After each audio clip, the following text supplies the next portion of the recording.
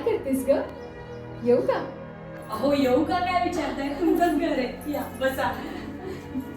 अगं ती तू हिरवी साडी मला देणार होतीस. हो, हे काय इकडेच काढून ठेवले. अच्छा. मी कधीची वाट बघते, याल याल आणि काय हो, काल मूवीला जाऊन आलात वाटतं. हो ना, खूप दिवसानंतर ह्यांनी आम्हाला मूवीला नेलं. वा वा, छान आहे. काय हो बहिणी, मला ना खूप दिवसापासून तुम्हाला एक विचारायचं होतं. काय? तुमचा नवरा एवढा दारू पितो, एवढा रोज रोज दारू पिऊन येतो, पण तरी तुम्ही त्यांना काहीच म्हणत नाही. आणि ममता, माझा नवरा ना खूप चांगला आहे, मूल्यवान हिरा आहे तो.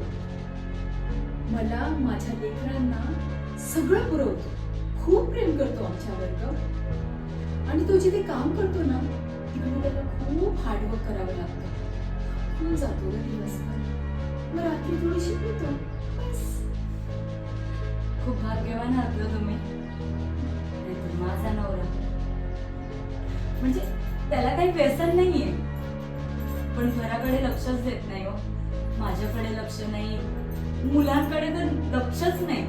घरात काय संपलंय, काय गरजा आहेत, काय आवडी निवडी आहेत, कसलंच काय नाही. अगं मग तू काय करायला पाहिजे माहितीये? त्याच्या घरातल्यांना तुझ्या घरातल्यांना एकत्र आणून बसलं पाहिजे, एक मीटिंग केली पाहिजे, जाब विचारायला पाहिजे त्याला, बघ तो सुधरेल. नाही ना हो, असं करू नाही शकत. त्यांचे घरचे एवढे भयानक आहेत आणि त्यात आमचं लव्ह मॅरेज. त्यांच्या मनाविरुद्ध लग्न केलंय शेवटी. आता काय, सहनच करा. खरंच ग, कठीण आहे. चल मी येते. हो हो, छान आहे का साडी? हो. हं? मला फोटो पाठवायचे. नक्की नक्की चालेल.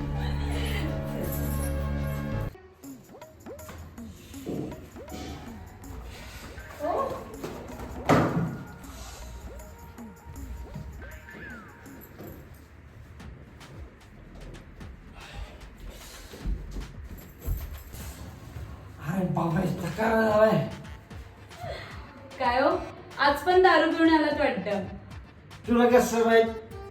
कारण की ना तुमचं घर समोर आहे आणि हे माझं घर आहे. अरे बापरे, अरे बापरे. सॉरी सर, मी चुकून तुमच्या घरात आलो. थोडीशी मला जास्त झालं ते. मी निघतो येतो. अहो, कुठे निघताय? तुम्हाला माहितीये, माझा नवरा ना आज नाईटला गेलाय. म्हणजे या घरात आहे ना तुम्ही आणि मी, आपण फक्त दोघंच आहोत. मग बेडरूमला जायचं का?